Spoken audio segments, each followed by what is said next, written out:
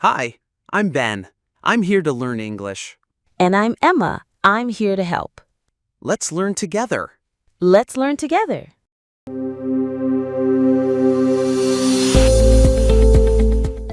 Hey everyone! Welcome back to English with Emma and Ben, your go-to podcast for improving your English naturally. Hello, everyone. Today we're diving into a topic that comes up all the time in IELTS speaking, health and fitness. Yep, it's one of those themes that everyone can relate to. We'll talk about how to answer IELTS-style questions naturally, using vocabulary and expressions that sound real, not memorized. And of course, we'll give you model answers, explain some common phrases, and maybe share a few personal stories too. Sounds good. So let's get into it. All right, here's a common warm-up question in IELTS Part 1. Do you do anything to stay healthy? Good one. How would you answer that? I'd probably say something like, yes, I try to stay healthy by eating balanced meals and exercising regularly. I usually go jogging in the mornings, and I also try to avoid junk food during the week. Nice and natural. I like that you said I try to. It makes the answer sound realistic, not like you're reading from a script. And balanced meals is a great collocation. Yeah, those word combinations are key in IELTS. Balanced diet, regular exercise, stay in shape. Here's another one you might hear. Do you think you have a healthy lifestyle? I'd probably say, I'd say fairly healthy. I do make an effort to eat well and get enough sleep, but sometimes I get busy and skip workouts. Still, I think balance is the key. Perfect. It's honest and shows vocabulary like make an effort, skip workouts, and balance. That's exactly the tone examiners like. Conversational, but clear. Thanks. And I think honesty makes your answer sound more natural. Definitely. Okay, let's move to a question from part 2, the long answer. You might get something like, describe something you do to stay healthy. You should say what you do, how often you do it, how it helps you stay healthy, and explain why you enjoy it. I'll take that one. So I'd say, one thing I do to stay healthy is going swimming. I usually go twice a week to a nearby pool. I find swimming really relaxing, and it's great for both the body and the mind. It helps me stay fit without putting too much pressure on my joints, which is why I prefer it to running. I also enjoy the atmosphere at the pool. It helps me clear my head after a stressful day. Swimming regularly keeps my energy levels up and improves my sleep. Overall, it's become an essential part of my lifestyle. That's a fantastic example. You touched on all the points. What, how often, why it helps, and why you enjoy it. And it doesn't sound memorized at all. Right. I think using phrases like one thing I do, I also enjoy, and overall really help the answer flow. Yeah, and you used great expressions like energy levels, clear my head, and essential part of my lifestyle. Those sound very natural. Thanks. You could also add small personal details, like mentioning who you swim with or how it makes you feel. Absolutely. That adds warmth and personality. Let's look at one of the deeper Part 3 style questions. How has people's attitude toward health changed in recent years? I think people are becoming more health conscious these days.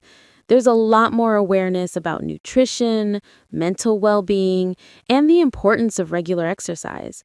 Social media has played a big role. It encourages people to take better care of themselves. Nice. Health conscious is a great adjective to show advanced vocabulary. And phrases like there's a lot more awareness or has played a big role make your English sound fluent and natural. Okay, how about this question? Do you think diet or exercise is more important? That's always tricky. What would you say? I'd probably say, I think both are equally important. You can't really stay healthy if you only focus on one. A balanced diet gives your body the fuel it needs, while regular exercise keeps your heart and muscles strong. So I'd say they complement each other. Beautifully said. And complement each other, that's a high-level phrase, perfect for band 8 or 9 answers. Thanks. Here's another one examiners like.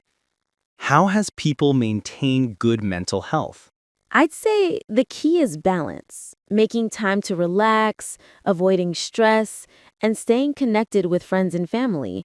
Exercise also helps because it releases endorphins, which make you feel happier. That's great. And words like balance, stress, and mental well-being are really helpful vocabulary for this topic. Yeah, and you can even mention mindfulness, yoga, or meditation if that fits your lifestyle. True. Let's go over a few useful expressions for this topic. Sure, my favorite is stay in shape. It means to keep fit. And in good condition, which is basically the same thing.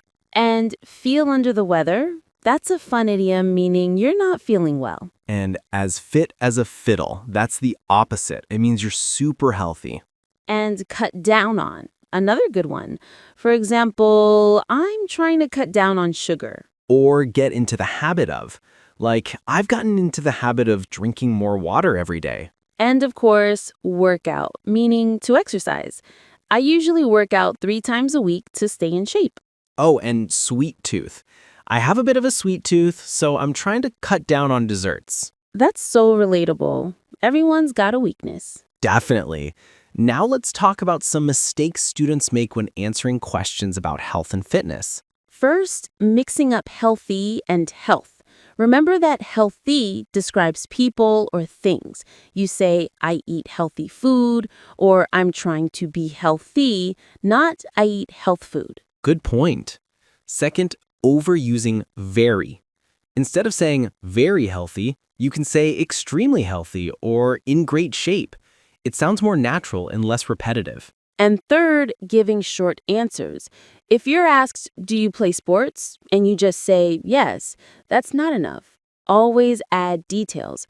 You could say, yes, I play football every weekend with my friends because it helps me relax and stay active. Right. The rule of thumb is answer, explain, and give an example.